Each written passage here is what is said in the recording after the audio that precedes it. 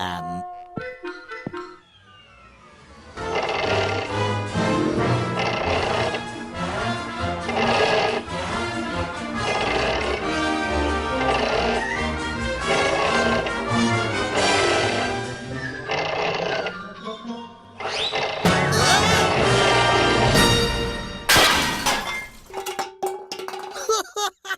Oh, loony me!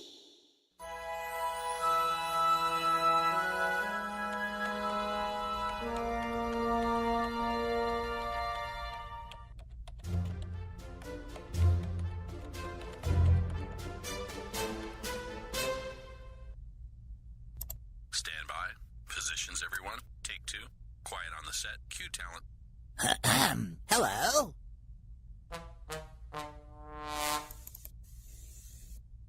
So, here we are. Do excuse me, but I was tied up with an extremely difficult differential calculation. I am Professor Sam Bombonico, and this is my research laboratory. And what are we doing here? What are we doing here? Ah, yes.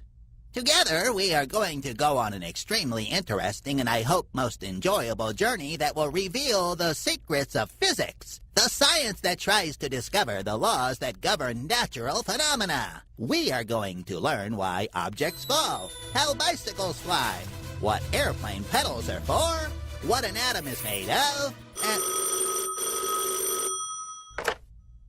Yes? Yes? Ah, indeed. Certainly. Thank you.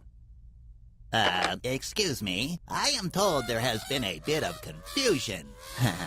I meant to say we are going to learn how airplanes fly, what bicycle pedals are for and how they work, what matter and atoms are made of, what a laser is, and we'll discover the infinitely small and the infinitely large and see whether teleporting is just science fiction or reality.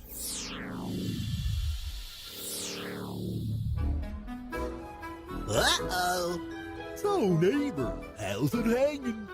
So, Professor, have you worked out the equation I asked you for? The one that will let me watch TV without getting up from my hammock? Why don't you just sit round the other way? Interesting theory. I just knew you'd have got it sooner or later. You could tell he's been studying for years. Well, as I was saying, together we'll learn about the laws of physics and the world that surrounds us with the help of the greatest scientists of the past. What fun! But we'll also see what happens in cartoons when these laws are a little distorted.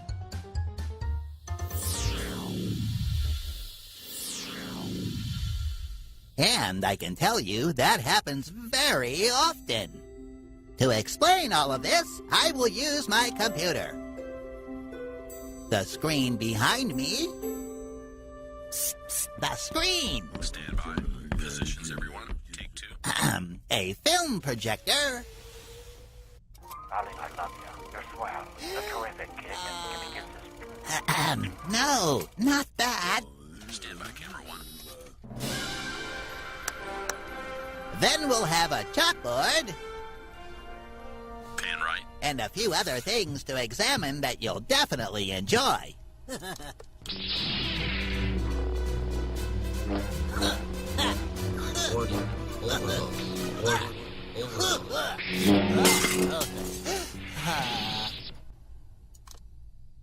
So, let's see. Today we could start with,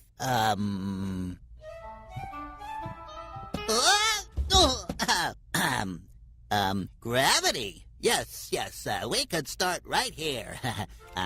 You have surely heard of the English scientist Sir Isaac Newton, whose name is closely linked to the word gravity. He was born on Christmas Day in 1642. He was an extraordinary physicist, mathematician, and philosopher. A real genius. He was the first to describe the laws that govern the motion of objects, what we physicists call dynamics, and discovered that the laws of nature control the movement of the Earth and the other heavenly bodies. He was, in fact, the first to understand that the force that made an apple fall from a tree was the same force that governed the motion of the planets around the sun, and that is the force of gravity. But do you realize the gravity of this situation? Well, seeing as though I've got this great big bump in your head, I think so. And you really couldn't help falling. Oh, no, dear Isaac. That would have been impossible. Gravity made me fall. So, don't start complaining. I've just helped you make a huge scientific discovery. Gravity? But what is this mysterious gravity? Gravity is the force of attraction between two objects. Quiet, please. No, now really, not that attraction. Ugh. The intensity of this force of attraction depends on the distance between two objects and their mass. In practice, the closer the objects are together and the larger their mass, the more they are attracted. While with objects with a small mass that are far apart, the force of gravity decreases. The most obvious effect of gravity is the attraction of any object towards the center of the Earth. This force of attraction is called the weight of the object.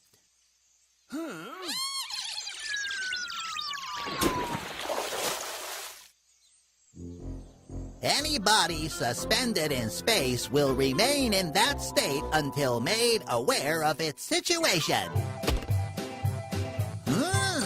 No, that's not right. This really isn't physics at all, just a rather fun law from the world of cartoons. Ah, here we are. Newton, even if he is falling, must be decidedly happier.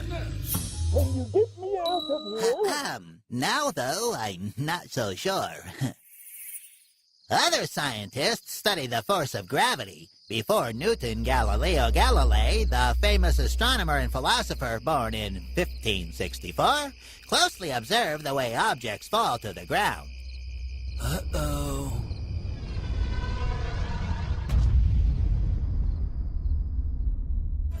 He dropped two spheres of different mass off the Tower of Pisa and noticed, contrary to Aristotle's claims before him, that both spheres hit the ground at almost the same instant. For that to happen, the two objects must have a fairly similar shape. They must, that is, be influenced in the same way by the friction of the air. So then, heavy or light objects begin their fall slowly, but then steadily gain speed. We say they accelerate as time passes. This acceleration is constant during the fall and is caused by the force of gravity. And once again, as you may have noticed, not everything that happens in cartoons is true, because there, everything always falls faster than an anvil. But that's not our case, kids, because we're real scientists, are we not? So remember that. If you let an object fall, it accelerates regardless of its mass. Law of physics. And so, in conclusion, after Galileo and Newton, gravity was studied by a great many physicists, one of whom was the famous Albert Einstein, who, in the early 1900s, came up with his theory of relativity, something which we will dedicate an extremely interesting episode to. For now, though, you may like to know that with Einstein, a new theory about gravity was introduced that said, among other things, that light, just like other matter, is influenced by gravity. The famous black holes are an example of this theory. Even if they are still a great mystery, they are objects, the remains of extinguished stars, so dense and heavy that the surrounding gravity is so strong that not even the light can escape. Very well, for now that's everything, even though we'll definitely be coming back to the subject of gravity. And be advised, don't believe everything you see in the cartoons.